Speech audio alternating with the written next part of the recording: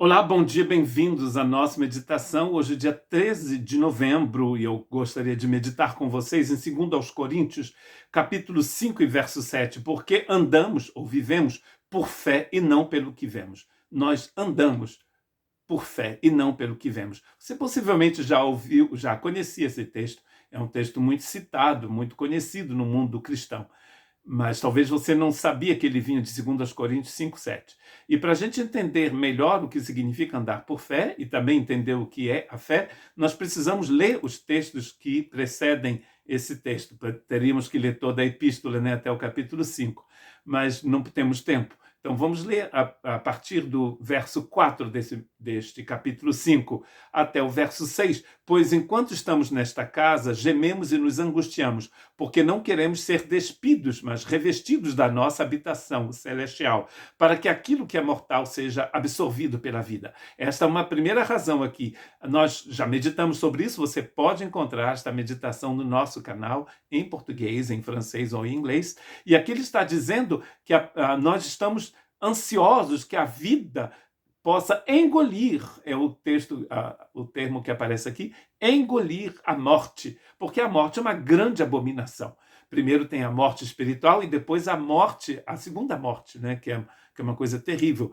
E nós que estamos em Cristo Jesus já vencemos essa morte espiritual e estamos esperando, na verdade, a ressurreição do nosso corpo. Foi Deus que nos preparou para este propósito. Foi Deus quem preparou, foi Deus quem fez tudo. Isso é importante para entendermos o que é a fé. Primeiro estamos esperando que a vida engula de uma vez por toda a morte. E também Deus nos preparou para esse propósito. E enquanto estamos esperando o retorno de Cristo, ele diz, dando-nos o Espírito como garantia do que está por vir. Também temos uma meditação sobre esses três temas que já falamos aqui: o fato de esperarmos que a vida engula a morte, pelo fato de sabermos que foi Deus quem fez tudo isso, e também sabermos que Deus já nos deu essa garantia, que é utilizado hoje como anel de noivado. Deus nos deu esse anel e estamos esperando as bodas do Cordeiro, naquele grande, grande dia. A quarta coisa aqui é o verso 6, quando ele diz, portanto, temos sempre confiança. Temos sempre confiança. A morte vai engolir, a vida vai engolir a morte, ou a morte vai ser engolida pela vida. Foi Deus quem preparou tudo por nós. Temos um anel de noivado, e então temos confiança. Como temos confiança? Temos confiança porque temos essa fé em nós. Então, o que é a fé? Antes de vermos o que é a fé, eu gostaria de ver com vocês o que não é a fé. A fé não é um pensamento, sentimento religioso. De vez em quando eu faço casamento, aliás, já fiz vários este ano, de pessoas que não são de nossa igreja, que muitas das vezes nem são cristãs. E eu faço, abençoo essas pessoas, é uma oportunidade maravilhosa de anunciar o Evangelho de Cristo Jesus com delicadeza, né? Não dizendo se você não se arrepender, nada disso. Todas as minhas cerimônias são baseadas em Efésios 5 e 1 Coríntios 13, falando do grande amor de Deus por nós e como podemos receber esse amor quando recebemos Cristo na nossa vida. O amor que temos que ter uns pelos outros, mas que o marido tem que ter pela sua esposa pelo seu marido. E este ano, fazendo um casamento numa região dos Pirineus, se não foi esse ano, foi no ano passado, o tempo passa rápido, eu creio que foi no ano passado, um senhor veio me ver no final da cerimônia e me disse, pastor, que cerimônia linda, gostei muito do seu discurso, muito diferente do que a gente ouve em outras igrejas cristãs. E ele me falou, eu sou protestante. Eu disse, quando eu ia dizer aleluia, ele continuou falando e disse, mas eu não creio em Deus. Olha só, porque para muita gente aqui na França, ser católico ou ser protestante é o fato de você pertencer a uma família que era católica ou protestante. É uma tradição familiar, é um sentimento religioso. Mas isso não é a fé. Quando você tem a fé, você tem que, por exemplo, acreditar que Jesus veio, o Filho de Deus encarnado aqui entre nós, que é preciso crer na morte expiatória do Cristo e na ressurreição corporal do Cristo também. Então, para você crer nisso, você tem que crer em Deus. Então, a fé não é um sentimento religioso. A fé também não é um sentimento positivo. Na década de 70, 80, estava muito na moda ler um determinado escritor americano e outros escritores que falavam do pensamento positivo. E um certo escritor, não vou dizer o nome dele para não fazer propaganda para ele dizia que para você ter fé, você acordava todo dia de manhã e dizia 3 vezes, eu creio, eu creio, eu creio. E continuava dizendo, eu creio, eu creio, eu creio, eu creio. Eu quero receber uma casa no campo, então eu digo, já recebi, já recebi, já recebi, já recebi, já recebi, já recebi, já recebi. É até difícil falar, não é? Viver com pessoas que têm um pensamento positivo é interessante, mas isso não é fé. Não é a fé bíblica. Aliás, Jeremias, no capítulo 17, 9, diz, o coração é mais enganoso do que qualquer outra coisa, e sua doença é incurável. Quem é capaz de compreendê-lo? Então, só o fato de você repetir várias vezes, eu creio, eu creio, eu creio, eu creio, e encher essas emoções dessa crença, não é fé, e isso não produz coisa alguma no reino de Deus. Hebreus capítulo 6 começa a nos dizer, então, o que é fé, porque a fé não é simplesmente um pensamento positivo. A fé não é um sentimento religioso.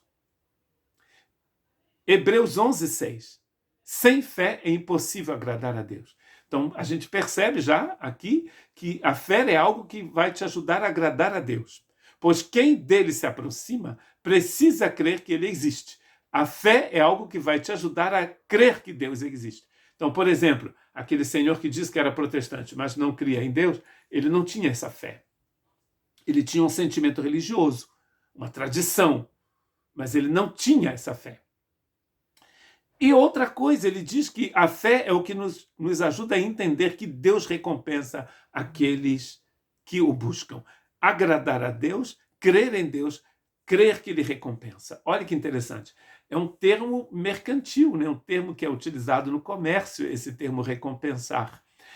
Quando Deus vai julgar Sodoma e Gomorra, ele vai ver seu amigo Abraão e diz, Abraão, eu vou julgar Sodoma e Gomorra.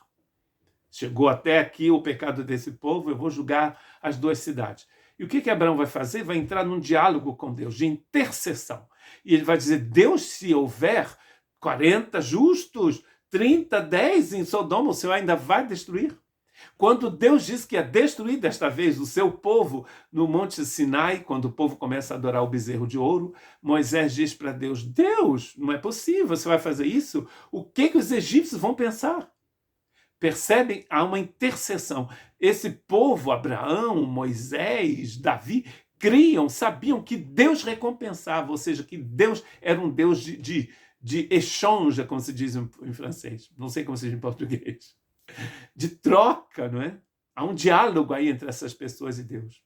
Você agrada a Deus, você crê que ele existe, você entra num relacionamento com ele. Olha que coisa maravilhosa. Quando Deus vai, então, escolher um homem para trazer o seu filho aqui nesta terra, ele escolhe um homem piedoso que se chamava Abraão, que morava na Mesopotâmia. Deus vem ver esse homem durante muitos anos, né? Isso vai acontecer, e mostra para ele o seu projeto. E Deus diz, através da sua posteridade, todas as famílias, todos os grupos étnicos da terra serão abençoados. E como que a gente sabe que Abraão creu? Porque Abraão assinou o contrato. Ele creu. E é por isso que ele recebeu na sua conta a justiça de Deus, nos diz Paulo escrevendo aos Romanos.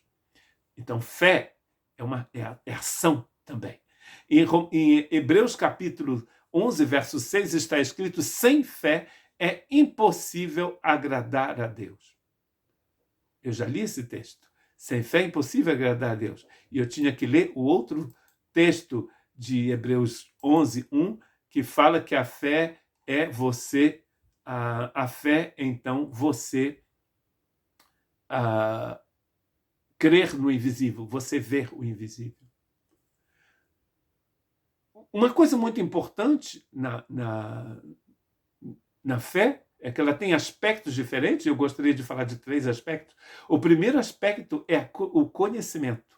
Você precisa conhecer a Deus para poder ter fé nele. O Paulo também nos disse que a fé é um presente de Deus, um presente que Deus nos dá. Porque ele é um presente que Deus nos dá. Ele diz isso em Efésios, capítulo 2, e verso 8. capítulo 2 e verso 8. Vamos ler, então, esse texto de Paulo em Efésios, capítulo 2 e verso 8. E o computador não está deixando eu ver, está amarrado. O que Paulo diz, então? Ele diz que nós somos salvos pela graça, e isso não vem de vocês. Desculpa, nós somos salvos pela graça através da fé, e isso não vem de vocês. Ou seja, a fé é um presente de Deus, é um dom de Deus. Quando alguém te oferece um presente, a única coisa a fazer é aceitar o presente, é recebê-lo. Então, o que acontece? Quando você tem essa fé, você vai desenvolver um conhecimento de Deus. E é através do conhecimento de Deus que você vai continuar crescendo nesta fé. E João 17,3, Jesus diz: esta é a vida eterna, que te conheçam, o único Deus verdadeiro, e a Jesus Cristo a quem enviaste. Então, a vida eterna consiste em conhecer a Deus. Há um texto muito difícil, né, de Jesus, quando Jesus diz: eu não vos conheço. As pessoas vão dizer: mas a gente expulsou o demônio, a gente falou em línguas, a gente era crente, a gente é a igreja. Aí Jesus diz: mas vocês não podem entrar na minha casa, eu não conheço vocês. Ou seja, entre vocês e eu não há algum relacionamento. Nós não temos nenhum relacionamento. Vocês não me pertencem, eu não pertenço a vocês. Palavra dura, mas é o que está escrito que vai acontecer. Ninguém jamais viu a Deus, diz João, mas o Deus unigênito que está junto do Pai o tornou conhecido. João capítulo 1, verso 18. Jesus nos revela o Pai. Então, a fé vai ajudar você a entrar neste conhecimento de Deus. O conhecimento de Deus também favorece essa fé nele. Uma outra coisa importante é que você tem que aderir. Você tem que se juntar ao Senhor, receber a vida dele, receber esse presente dele. É o que aconteceu com Abraão. Deus fez o projeto, mostrou o projeto para Abraão, Abraão assinou o documento e disse: eu aceito. É como um casamento. Quando alguém se casa, há uma troca em muitos países, né, principalmente no Ocidente, há uma troca de alianças. Essa aliança é uma assinatura do homem em relação àquela mulher, da mulher em relação àquele homem. Você já assinou o seu contrato com Deus? Deus já assinou na cruz. Agora você precisa assinar também. Então nós andamos pela fé, não pelo aquilo que vemos. Mas para que você possa realmente crer no invisível, você precisa ter um conhecimento de Deus. Esse conhecimento de Deus vai gerar em você uma confiança muito grande. E quando você estiver passando pelo vale da sombra da morte, você não vai desesperar. Por quê? Porque você conhece a Deus e você confia em Deus.